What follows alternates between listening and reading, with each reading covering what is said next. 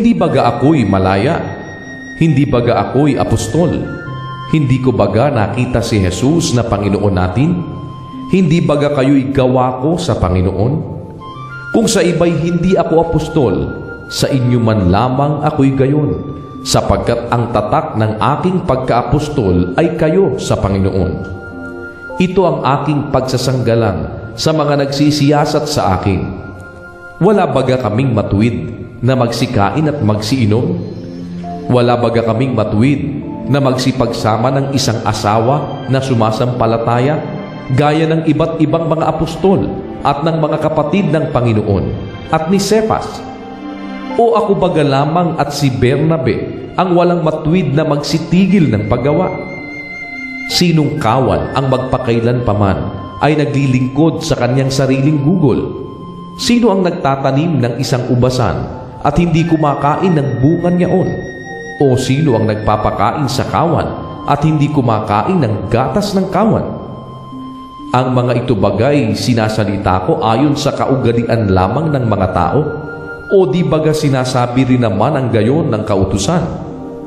Sapagkat nasusulat sa kautusan ni Moises, huwag mong lalagyan ng busal ang baka pagka gumigiik. Ang mga baka baga ay iniingatan ng Diyos? O sinasabi kayang tunay ito dahil sa atin?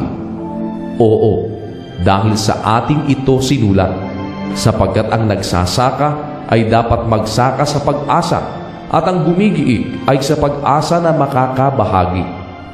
Kung ipinaghasik namin kayo ng mga bagay na ayon sa Espiritu, malaking bagay baga na aming anihin ang inyong mga bagay na ayon sa laman? Kung ang iba ay mayroon sa inyong matuwid, hindi baga lalo pa kami? Gayon may hindi namin ginamit ang matuwid na ito, kundi aming tinitiis ang lahat ng mga bagay, upang huwag kaming makahadlang sa Ebanghelyo ni Kristo. Hindi baga ninyo nalalaman na ang mga nagsisipangasiwa sa mga bagay na banal ay nagsisikain ng mga bagay na ukol sa templo, at ang mga nagsisipagdingkod sa dambana ay mga kabahagi ng dambana? Gayon din naman ipinag-utos ng Panginoon na ang mga nagsisipangaral ng Ebanghelyo ay dapat mga buhay sa pamamagitan ng Ebanghelyo. Ngunit ako'y hindi gumamit ng anuman sa mga bagay na ito, at hindi ko sinusulat ang mga bagay na ito upang gawin ang gayon sa akin, sapagkat mabuti pa sa akin ang mamatay kaysa pa walang kabuluhan ninuman ang aking karangalan. Sapagkat kung ipinangangaral ko ang Ebanghelyo, ay wala akong sukat ipagmapuri, sapagkat ang pangangailangan ay iniatang sa akin, sapagkat sa Aba ko kung hindi ko ipangaral ang Ebanghelyo. Sapagkat kung ito'y gawin ko sa aking sariling kalooban, ay may gantimpala ako. Ngunit kung hindi sa aking sariling kalooban, ay mayroon akong isang pamamahala na ipinagkatiwala sa akin. Ano nga kaya ang aking gantimpala? Na pagka ipinangangaral ko ang Ebanghelyo, ay ang Ebanghelyo ay maging walang bayad, upang huwag kong gamiting lubos ang aking karapatan sa Ebanghelyo.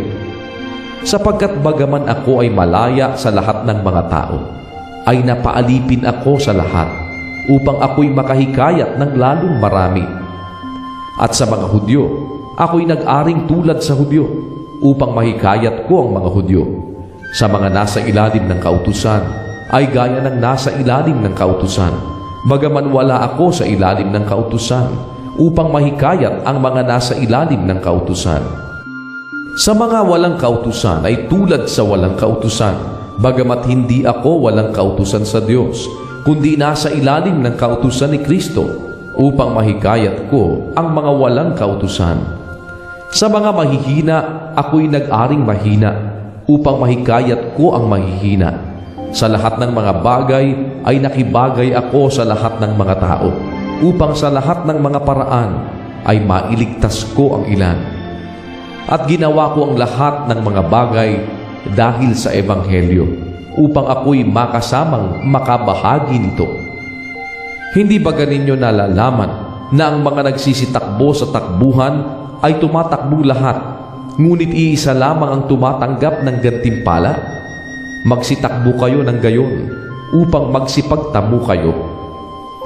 At ang bawat tao na nakikipaglaban sa mga palaruan ay mapagpigil sa lahat ng mga bagay.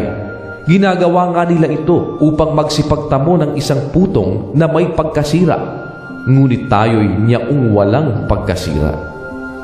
Ako nga'y tumatakbo sa ganitong paraan na hindi gaya ng nagsasapalaran. Sa ganito rin ako'y sumusuntok na hindi gaya ng sumusuntok sa hangin. Ngunit hinahampas ko ang aking katawan at aking sinusupil, baka sakaling sa anumang paraan, pagkapangaral ko sa iba, ay ako rin ay itakwil.